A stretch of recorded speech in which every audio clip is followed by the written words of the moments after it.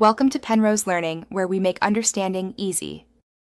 You start by opening Web. WhatsApp. Calm and linking your phone, this gives full access to chats and images. Once done, pick a browser like Chrome or Edge because they support pinch zoom and extensions. This matters for quality. Make sure the image you want is fully loaded. Partial loads prevent clear zoom.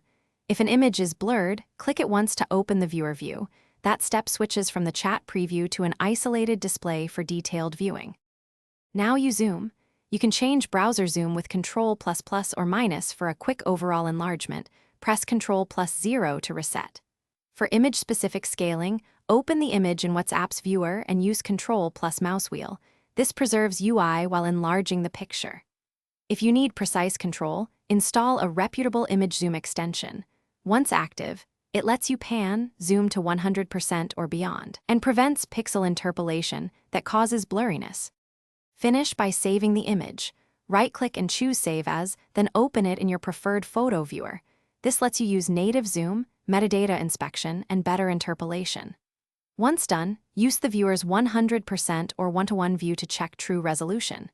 If things go wrong, image looks blurry or pixelated, ask the sender for the original file or check that WhatsApp didn't compress it.